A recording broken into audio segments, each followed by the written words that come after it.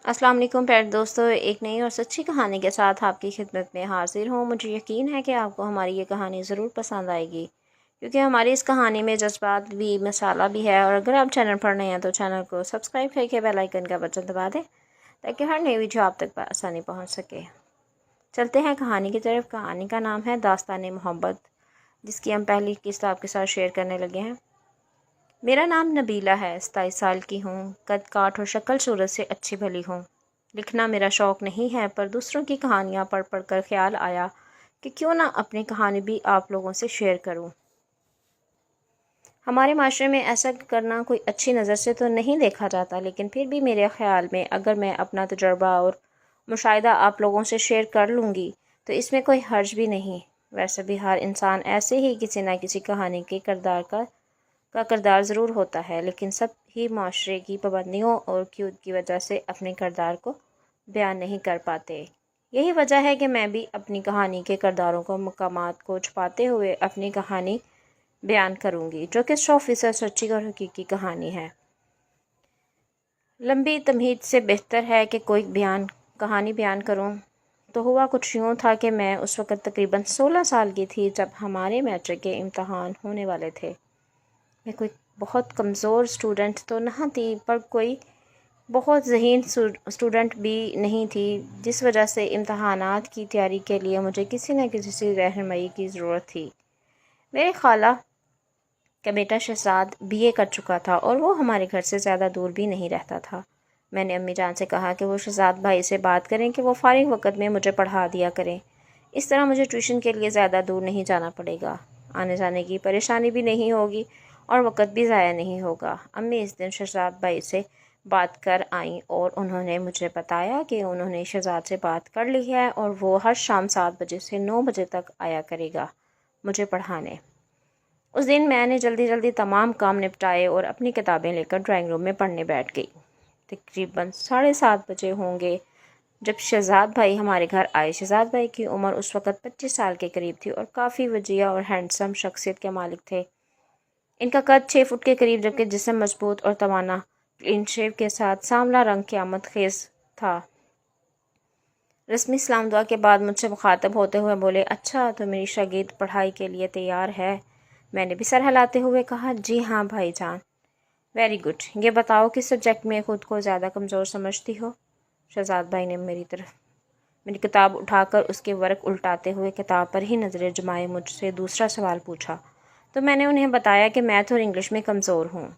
मैं थोड़ा सिमट कर बैठी हुई थी और बात करते हुए भी थोड़ी झिझक रही थी। शहजाद भाई ने किताब मेज़ पर रखते हुए मेरी जानब देखा और बोले, अगर इसी तरह तुम घबराई और झिझकती रहोगी तो मेरा नहीं ख्याल कि मैं तुमको जो कुछ पढ़ाऊँगा वो तुमको ज़हन नशीन भी करा सकूँगा।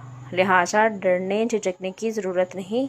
हम बड़े दोस्ताना माहौल में स्टडी करेंगे और जो कुछ भी पढ़ेंगे इसे याद भी रखेंगे। जी बेहतर। मैं ख़ुद को थोड़ा रिलैक्स ज़ाहिर करने की कोशिश करते हुए बोली। उस दिन पढ़ाई तो कोई ख़ास ना हुई, अलबत्ता शहजाद भाई ने अपने हाथों चुटकुलों की मदद से मेरी झिझक दूर कर दी। मैं अब काफ़ी रिलैक्स भी थी। यही वजह थी कि मैं शहजाद भाई की चुटकुलों का जवाब भी चुटकुलों की ज़रूरत ही दे रही थी। मेरी जंजलपन बेदार हो चुका था। शहजाद भाई ने थोड़ी सी मैथ की मशक कराई और इंग्लिश कल से शुरू कराने का कहकर घर के लिए उठे। अम्मी ने रोक लिया कि चाय तो पीते जाएं। शहजाद भाई भी चाय के लिए बैठ गए। चाय और थोड़ी गपशप के बाद शहजाद भाई कल शाम 7 बजे आने का कहकर घर चले गए। तकरीबन 2 हफ्तों तक मामलात ऐसे ही चलते रहे और वक़्त के ख़ासे पाबंद थे। वक़्त पर आते और अपना काम वक़्त पर ख़त्म करके चले जाते। इनकी शख्सियत जाज़ब नज़र तो थी ही, इनके पढ़ाने और समझाने का अंदाज़ भी खूब था। यही वजह थी कि मैं शहजाद भाई के गर्विदा हो चुकी थी और उनसे काफ़ी बेतकल्फ़ी भी हो चुकी थी। उस दिन शहजाद भाई मुझे मैथ की मशक करा रहे थे जब अम्मी चाय ले आईं। उन्होंने चाय मेज़ पर रखी और बोली कि चाय ठंडी होने से पहले ही लेना। ये कहकर वो वापस किचन में चली गई। मशक ख़त्म हुई तो मैंने चाय की प्याली उठाकर शहजाद भाई को देना चाही, तो पता नहीं क्या हुआ कि मेरा हाथ कांप गया और सारी की सारी चाय भाई शहजाद के ऊपर गिर गई, जिससे इनकी पतलून और शर्ट भीग गई। मेरे तो ओसाने ख़ता हो गए। डरती दौड़ती हुई गई और तौलिया उठा लाई। मैं बार बार शहजाद भाई को सॉरी बोल रही थी और साथ ही साथ इनकी पतलून और शर्ट को तौलिया से खुश्क करने की कोशिश कर रही थी। अब चले तो नहीं भाईजान आप जले तो नहीं भाईजान, मैंने मुसलसल तौलिया रगड़ते हुए पूछा। चाय से तो नहीं जला, लेकिन अब तुम ज़रूर जला डालोगी। मैंने उनके उस जुमले को बिल्कुल भी ना समझी और उस तरह तौलिया से उनकी पतलून को खुश्क करने में लगी रही। उनके पतलून के अंदर होने वाली तब्दीली भी ना देख पाई। मुझे पता ही ना चला कि शहजाद भाई की पतलून तन सही गई है। मैं शायद कुछ देर और इस तरह तौलिया से इन्हें खुश्क करने में लगी रहती, पर शहजाद भाई ने मुझे रोक दिया और मुझे दोनों कंधों से उठाकर खड़े करते हुए बोले, बस करो बबली, घर में मुझे सब इसी नाम से पुकारते थे। एवरीथिंग इज़ फाइन, तुम खामखा परेशान हो रही हो। लेकिन मैं खुद में बहुत शर्मिंदा थी, इसलिए जब मैंने इन्हें इस शफ़क़त से पेश आते देखा तो मेरी आंखों से आंसू निकल आए। उन्होंने जब मुझे यूं रोते देखा तो अपनी बाहों में भरते हुए मुझे सीने से लगा लिया और माथे पर चूमते हुए बोले, अरे पगली, रोती क्यों हो? तुमने जानबूझकर चाय थोड़ी गिराई है। ये तो हादसाती हुआ ऐसा हुआ है। इनकी ढास बंधाने पर मुझे हौसला हुआ और मैंने आंसू पूछते हुए कहा, जानती हूँ कि हादसा हुआ है, लेकिन हादसात भी तो किसी न किसी गलती का ही नतीजा होते हैं और इस हादसे की गलती की मैं ही ज़िम्मेदार हूँ। शहजाद भाई भी शायद माहौल को खुशगवार बनाना चाहते थे, इसलिए बोले, बबली, मैं तुम्हें इजाज़त देता हूँ कि तुम ऐसे हादसात रोज़ किया करो।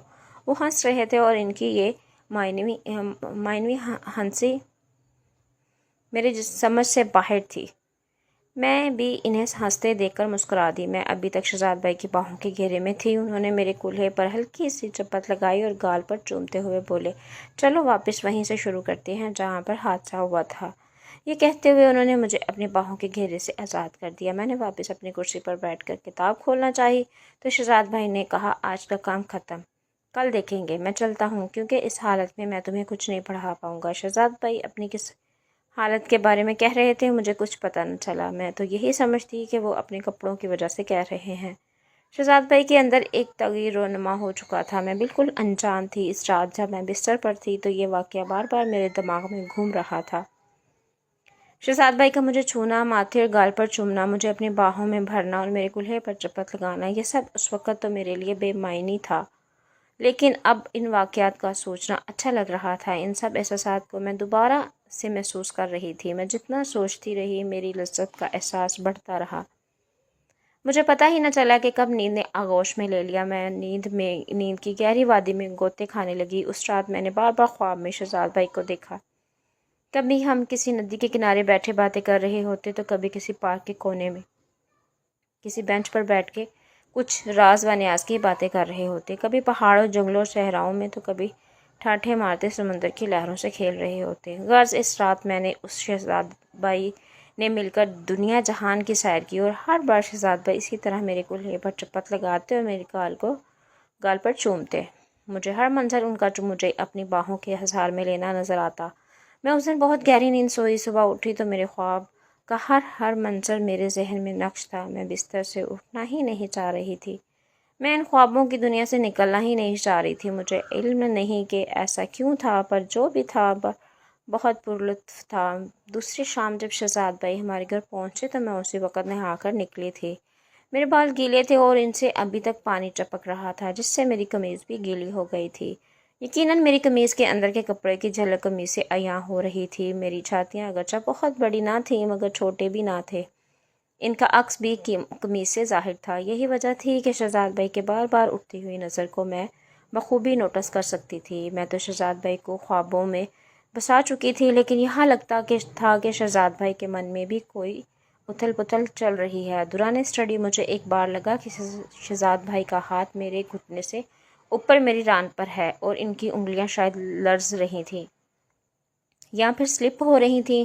फिर एक बार जब वो मेरे पीछे खड़े थे तब भी मुझे अपने कंधों पर किसी सख्त चीज़ का चुभन का एहसास हुआ था। ये मेरा वहम था या फिर हकीकत में कुछ हो रहा था। मैं नहीं जानती थी कि पस पर्दा क्या है, लेकिन इतना ज़रूर था कि शहजाद भाई के हाथों का लम्स मुझे मसहूर कर रहा था। ज़िंदगी में मुझे ऐसी मसहूरगिन फीलिंग्स पहले कभी नहीं हुई थी। यूं ही जब शहजाद भाई मुझे मैथ के एक सवाल की मश्क کرا رہے تھے تو میں ان کے ساتھ بہت قریب ہو گئی، یہاں تک کہ میرا سر ان کے سر سے جڑا ہوا تھا اور میرا ایک کندھا ان کے کندھے سے لگ گیا تھا، جبکہ میرا دوسرا کندھا تھوڑا آگے کو جھک گیا تھا۔ میں یقین سے کہہ سکتی ہوں کہ اگر شہزاد بھائی نے میری قمیض کے گلے سے اندر جھانکا ہوگا تو انہیں میری ناف تک صاف نظر آیا ہوگا۔ میں نے ایسا کوئی ارادتاً نہیں کیا تھا، بلکہ ایسا ہونا اتفاقاً تھا۔ آخر 9 بجے اور بھائی شہزاد گھر جانے کے لیے اٹھے تو میں بھی کتابیں سمیٹ کر اٹھی تو انہوں نے قریب سے گزرتے ہوئے بڑی آہستگی سے کہا، ببلی تم آج بہت خوبصورت لگ رہی تھی۔ میں نے چونک کر ان کی طرف دیکھا تو اس دوران وہ مجھ سے دور ہٹ چکے تھے۔ ان کے الفاظ ساری رات میرے کانوں میں بجتے رہے۔ شاید خواتین کے متعلق سچ کہا جاتا ہے کہ وہ بہت خود پسند ہوتی ہیں، اس لیے ان کی تعریف کیجیے تو پھولیں نہیں سماتی۔ اگلے دن بھی شہزاد بھائی وقت پر ہی آ گئے۔ ابھی ہم نے اسٹڈی سٹارٹ ہی کی تھی کہ بجلی چلی گئی۔ میں اٹھی کہ موم بتی جلا کر لے آؤں تو شہزاد بھائی نے میرا ہاتھ پکڑ لیا اور بولے، ہم نے کون سا موتیوں سے مالا پرونی ہے، ایسے ہی بیٹھ کے باتیں کرتے ہیں، تھوڑی ہی دیر میں بجلی تو آ ہی جائے گی۔ تو میں بھی ادھر ہی بیٹھی گئی ہوں۔ شہزاد بھائی بدستور میرا ہاتھ پکڑے ہوئے تھے، جو کہ میں اب میری گود میں تھا۔ اب ہم ادھر ادھر کی باتیں کرنے لگے۔ پہلے تو شہزاد بھائی نے میرا ہاتھ ایسے ہی پکڑ رکھا تھا، پھر آہستہ آہستہ وہ میرے ہاتھوں کی انگلیوں سے کھیلنے لگے۔ ان کے ایسے میری انگلیوں سے کھیلنا مجھے اچھا لگ رہا تھا۔ اگرچہ وہ میرے ہاتھ کی انگلیوں سے کھیل رہے تھے، لیکن ان کے ہاتھ کی پشت میری رانوں سے رگڑ کھا رہی تھی۔ پھر کچھ ہی دیر بعد ان کا ہاتھ سیدھا میری ران پر تھا۔ میں کچھ بھی نہ بولی تو انہوں نے مساج کی طرز پر اپنے ہاتھ کو میری ران پر پھیرنا شروع کر دیا۔ وہ ساتھ میں باتیں بھی کر رہے تھے اور اپنے ہاتھوں کو بھی حرکت دے رہے تھے۔ مجھے جھٹکا اس وقت لگا جب ان کے ہاتھ کی درمیانی انگلی نے شلوار کے اوپر سے ہی میری جسم کے خاص حصے کو ٹچ کیا۔ ایک سرد لہر میری پوری وجود میں محسوس ہوئی۔ میرے وجود کی عمارت کام کر رہ گئی۔ اگرچہ شہزاد بھائی کی محبت مجھ پر حاوی ہو چکی تھی اور ان کی پر اثر شخصیت نے مجھ پر جادو سا کر دیا تھا، لیکن میں اس فوری عمل کو توقع نہیں کر رہی تھی۔ میں نے دھیرے سے اپنا ہاتھ ان کے ہاتھ پر رکھا اور بڑی آہستگی سے ان کے ہاتھ کو اپنے گھٹنے کی جانب سے سرکا دیا۔ تو پیارے دوستو، یہ تھی ہماری کہانی، جو یقیناً آپ کو اچھی لگی ہوگی۔ اگر سچ میں آپ کو ہماری کہانی اچھی لگے تو پلیز کمنٹ سیکشن میں جا کر اپنی رائے کا اظہار ضرور کیجیے گا۔ دعاؤں میں یاد رکھیے گا۔ اللہ حافظ۔